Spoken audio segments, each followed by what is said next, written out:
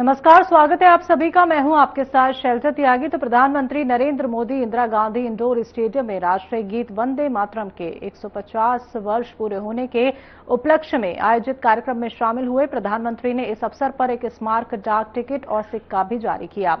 तो ये कार्यक्रम 7 नवंबर 2025 से 7 नवंबर 2026 तक चलने वाले एक साल के राष्ट्रव्यापी स्मरणोत्सव का औपचारिक शुभारंभ है। इस दौरान प्रधानमंत्री नरेंद्र मोदी ने कहा कि वंदे मातरम ये एक शब्द, एक मंत्र, एक ऊर्जा, एक स्वप्न, एक संकल्प है। वंदे मातरम ये एक शब्द मां भारती की साधना है, मां भारती की आराधना है। वंदे मातरम ये एक शब्द हमें इतिहास में ले जाता है। वंदे मातरम ये एक शब्द, एक मंत्र है, एक ऊर्जा है, एक स्वप्न है, एक संकल्प है। वंदे मातरम ये एक शब्द मां भारती की साधना है, मां भारती की आराधना है। वंदे मातरम ये एक शब्द हमें इतिहास में ले जाता है। ये हमारे आत्मविश्वास को, हमारे वर्तमान को आत्मविश्वास से भर देता है और हमारे भविष्य को ये नया हौसला देता है कि ऐसा कोई संकल्प नहीं, ऐसा कोई संकल्प नहीं जिसकी सिद्धि न हो सके, ऐसा कोई लक्ष्य नहीं जो हम भारतवासी पा न सके।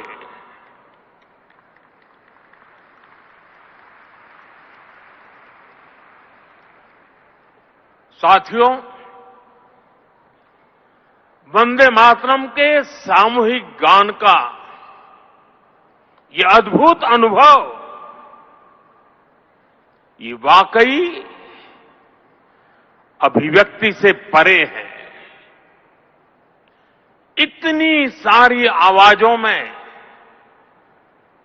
एक लय, एक स्वर, एक भाव, एक जैसा रोमांच, एक जैसा प्रवाह, ऐसा तारतम्य, ऐसी तरंग, इस ऊर्जा ने हृदय को स्पंदित कर दिया है।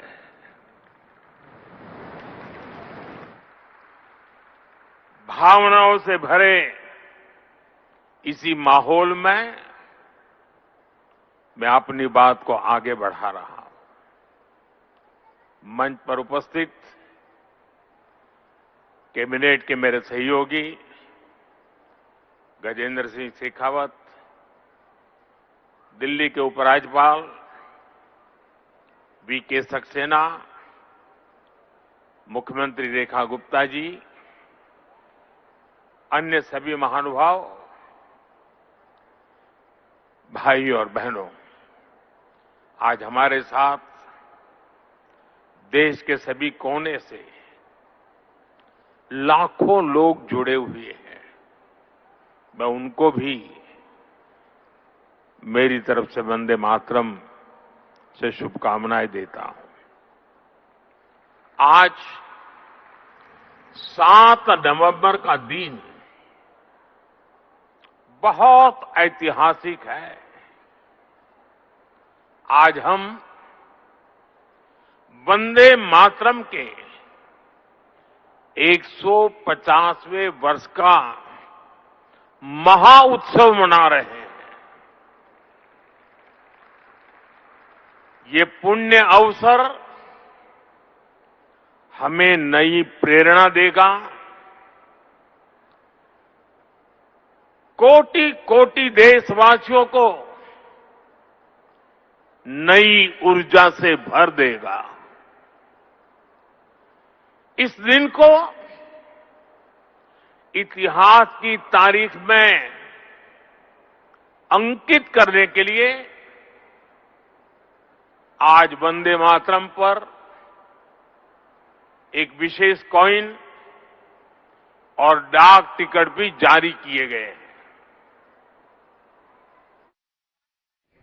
बिहार के औरंगाबाद में प्रधानमंत्री नरेंद्र मोदी ने एक जनसभा को संबोधित किया। इस दौरान पीएम मोदी ने कहा कि औरंगाबाद तपस्या, त्याग और वीरता की भूमि है। इस पवित्र धरती ने देश को महान स्वतंत्रता सेनानी दिए हैं। चाहे औरंगाबाद हो या गया, ये धरती अपने दृढ़ संकल्प के लिए जानी जाती है। दशरथ मांझी जी इसी भावना के सच्चे प्रतीक थे। मैं इस क्षेत्र की सभी महान हस्तियों को नमन करता हूं। उंगेश्वरी माता एवं देवकुंड के वैभवशाली भूमि पर अपने सबके अभिनंदन करित है। साथियों, औरंगाबाद तप, त्याग और बलिदान की भूमि है। इस मिट्टी ने अनुग्रह बाबू और जगतपति जगदेव जी के रूप में महान स्वतंत्रता सेनानी दिए। औरंगाबाद हो या गया जी हो, ये पक्के इरादे वाली धरती है। दशरथ मांझी जी इसी का प्रतीक रहे हैं। मैं इस क्षेत्र की सभी महान विभूतियों को नमन करता हूं। साथियों, कल ही बिहार ने पहले चरण का मतदान किया है और वाकई बिहार के लोगों ने अब तक के सारे रिकॉर्ड तोड़ दिए हैं।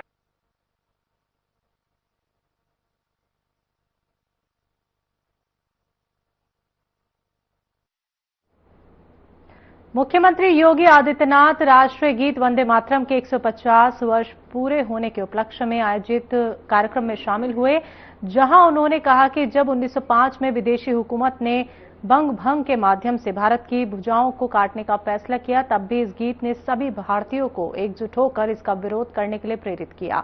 भारत की आजादी के दौरान जब भी स्वतंत्रता सेनानियों ने कोई स्लोगन दिया, वंदे मातरम उसका हिस्सा बना। ये एक ऐसा मंत्र बन गया जिसने पूरे देश को एकता के सूत्र में बांध दिया, जिससे एक व्यक्ति जाति, पंथ और धर्म से ऊपर उठकर अपने राष्ट्र के बारे में सोच सके। राष्ट्रगीत वंदे मातरम के 150 स्मरणोत्सव समारोह में उत्तर प्रदेश सरकार से जुड़े हुए हमारे सभी वरिष्ठ अधिकारियों के आज के इस कार्यक्रम में प्रदेश के मुख्य सचिव, प्रदेश के पुलिस महानिदेशक, प्रदेश के कृषि उत्पादन आयुक्त समेत आप सभी उपस्थित अधिकारियों और वरिष्ठ कार्मिकों के माध्यम से इस राष्ट्रगीत के रचयिता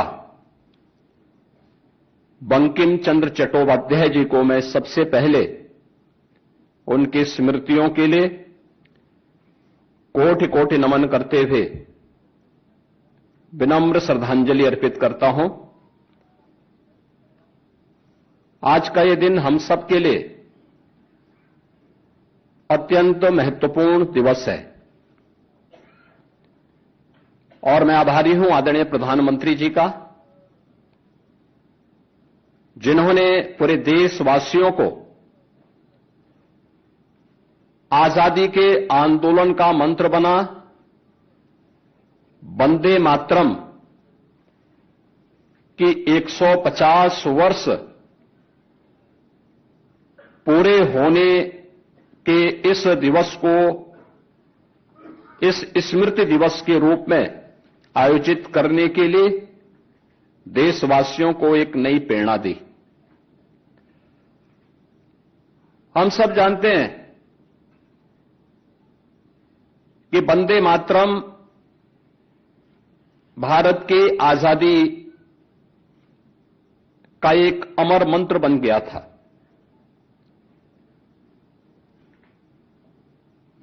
उस दौरान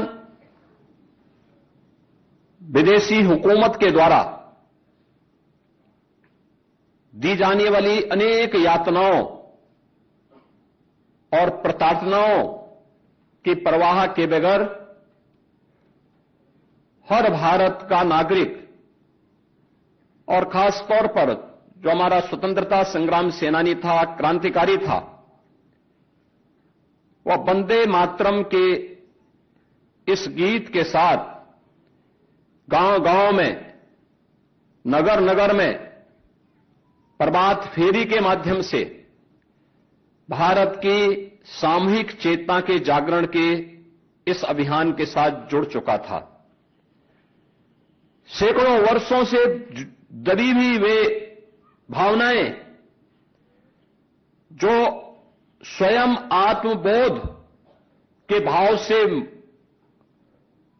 मंत्रमुग्ध होकर के केवल गुलामी की उन बेड़ियों के बारे में भले ही अंतःकरण से पीड़ा झेल रहा हो, लेकिन स्वयं अपने सुख चैन के लिए वह देश को गुलामी की इन बेड़ियों के साथ जकड़े रहने के लिए सामूहिक चेतना का जागरण करने में विफल होता हुआ दिखाई दे रहा था। आपके सामने कुछ उससे जुड़े हुए उदाहरण भी हैं। आपने देखा होगा, अगर आप 100 वर्ष पूर्व जब देश के अंदर आई महामारी के दौरान उस समय की बातों को और उस समय के पन्नों को उलटने का प्रयास करेंगे तो आप देखते होंगे कि उस कालखंड में भारत की आबादी कुल 30 करोड़ थी, लेकिन मरने वालों की, इस महामारी से मरने वालों की संख्या करोड़ों में थी। गांव के गांव साफ हो गए थे। स्वतंत्र भारत है, कोविड जैसी महामारी जो दुनिया की अब तक की सबसे बड़ी महामारी के रूप में, जिसका संक्रमण पूरी दुनिया ने झेला है, इस महामारी के दौरान आपने देखा होगा कैसा शासन, कैसा प्रशासन अपनी जान की परवाह के बगैर अल्प वेतन भोगी कर्म कार्मिक भी प्रत्येक के मन में एक ही भाव था कि हमें हर हाल में इस बीमारी को नियंत्रित करना है, बीमारी के समाधान का रास्ता निकालना है, क्योंकि उस प्रकार की एक नेतृत्व जो भारत और भारतीयता के बारे में, अपने नागरिकों के बारे में एक संवेदनशील तरीके से सोच सकता हो, उस प्रकार के भावनाओं से उत्प्रोत हो, उसका परिणाम भी हम सबके सामने आया था। 1875 में रचा गया यह गीत कैसे देश के अंदर आजादी के मंत्र को आगे बढ़ाने में सफल हुआ, यह किसी से छुपा हुआ नहीं, यह केवल एक आजादी का गीत नहीं रहा। इसमें किसी एक व्यक्ति, किसी जाति, किसी मत, किसी मजहब, किसी क्षेत्र या किसी भाषा को लेकर के। खबरों में वक्त एक छोटे से ब्रेक का।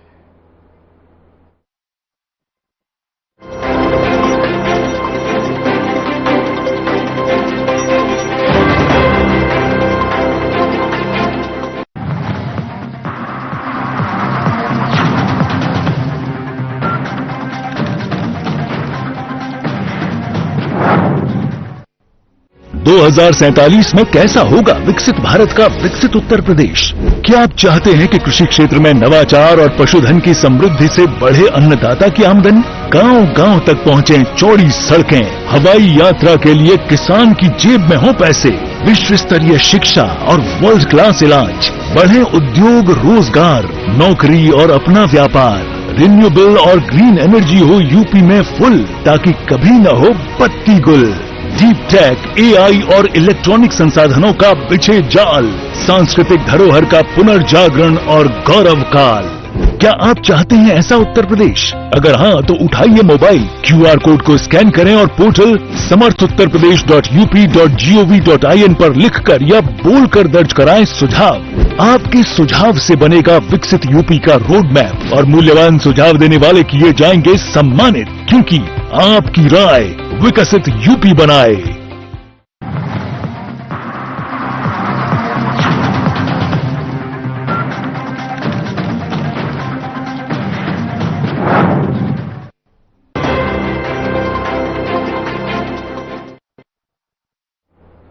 ब्रेक के बाद एक बार फिर से आप सभी का स्वागत है। बात करते हैं अगली खबर की। बिहार के रक्सौल विधानसभा क्षेत्र में जनसभा का आयोजन किया गया, जिसमें मुख्यमंत्री योगी आदित्यनाथ शामिल हुए। इस दौरान सीएम योगी आदित्यनाथ ने जनसभा को संबोधित करते हुए कहा कि बिहार का जन जन विकास, सुशासन और आत्मनिर्भरता के पर्याप्त एनडीए के साथ है। आज भारत के राष्ट्रगीत वंदे मातरम के 150 वर्ष पूर्ण हुए हैं। वंदे मातरम पिछले 150 वर्षों से भारतीय चेतना को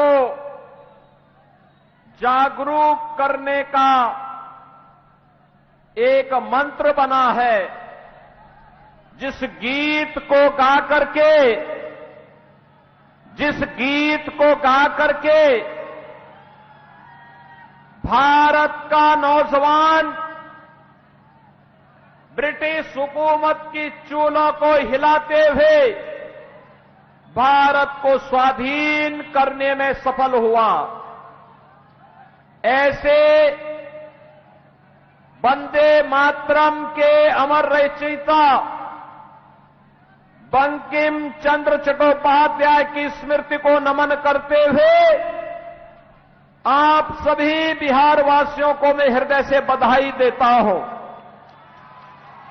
बहनों और भाइयों, कल बिहार के अंदर बिहार को नए और समृद्ध बिहार बनाने के लिए प्रधानमंत्री मोदी जी के मार्गदर्शन और नीतीश बाबू के नेतृत्व में एनडीए के द्वारा लड़े जा रहे चुनाव में पहले चरण का मतदान हुआ है।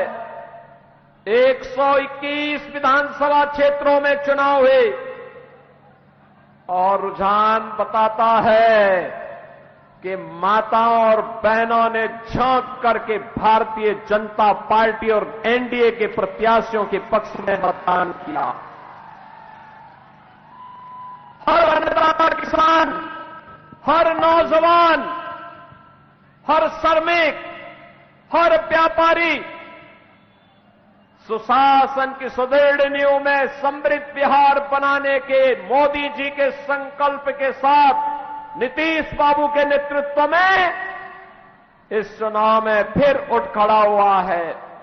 और इस अवसर पर मैं आप सबसे यही अपील करने के लिए आया हूं कि रक्सौल और नरकटिया के मतदाताओं को भी चाहिए कि हमें फिर से जंगल राज बिहार के अंदर वापस नहीं आने देना है। बिहार के अंदर जंगल राज नहीं आने देना है। सुशासन की सुदृढ़ नींव पर एक समृद्ध बिहार बनाना है और ये समृद्ध बिहार तभी बनेगा जब मोदी जी का मार्गदर्शन हो और नीतीश बाबू का नेतृत्व हो। बहनों और भाइयों, बिहार का अपना गौरवशाली इतिहास है। मैंने कहा ना, ज्ञान की समृद्धि में तपा हुआ बिहार। भगवान बुद्ध को भी ज्ञान प्रदान किया था इस पावन धरा ने। इस पावन धरा ने भगवान बुद्ध को भी ज्ञान प्रदान किया था। ये वही धरती है बिहार की, जहां पर 24वें तीर्थंकर भगवान महावीर का जन्म हुआ।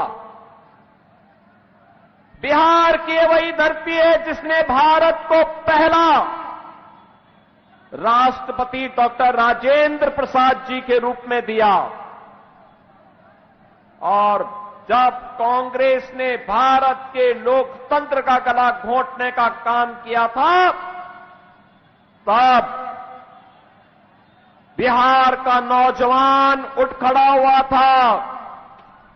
उसने तब जयप्रकाश नारायण जी के नेतृत्व में अंगड़ाई ली और कांग्रेस को खाड़ फेंका। जेपी के नेतृत्व में यह बिहार उठ खड़ा हुआ था। जेपी की जन्मभूमि भी बिहार। सामाजिक न्याय के पुरोधा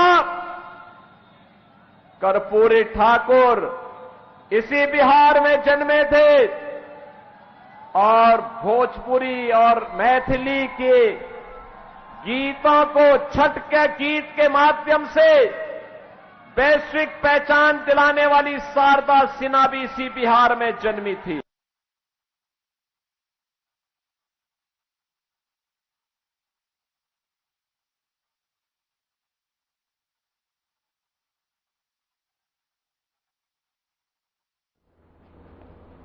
बिहार के लौरिया विधानसभा क्षेत्र में जनसभा का आयोजन किया गया, जिसमें मुख्यमंत्री योगी आदित्यनाथ शामिल हुए, जहां उन्होंने सभा को संबोधित किया। वाल्मीकि की परंपरा से जुड़ी हुई इस पावन धरा को,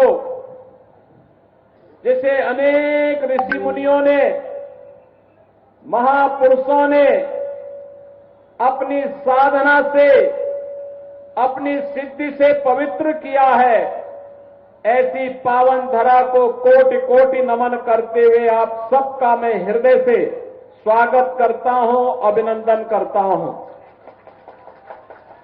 बहनों और भाइयों, आज एक पवित्र दिन है। भारत का राष्ट्रगीत वंदे मातरम के 150 वर्ष पूर्ण हुए हैं। 1875 में बंकिम चंद्र चट्टोपाध्याय ने भारत की स्वाधीनता के लिए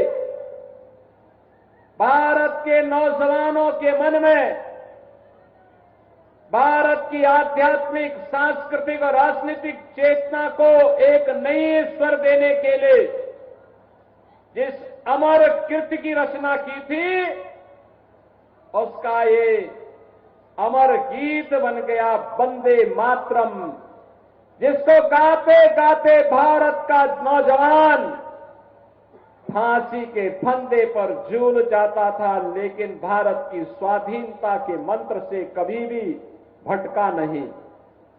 आज उस गीत। चलिए अब आपको सीधे लिए चलते हैं बिहार के ढाका में, जहां पहुंचे हैं सीएम योगी आदित्यनाथ और जनता को संबोधित कर रहे हैं।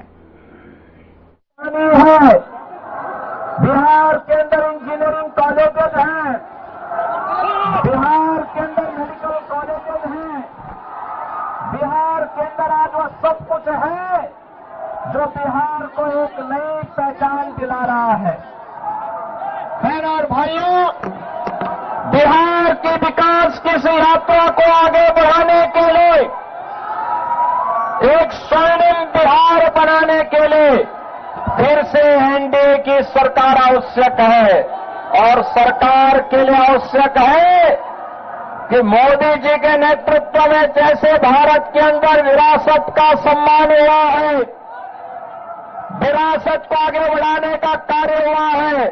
याद करिए, यूपी के अंदर डबल इंजन की भाजपा की सरकार है और परिणाम है अयोध्या में राम मंदिर का भव्य मंदिर का निर्माण हो गया है।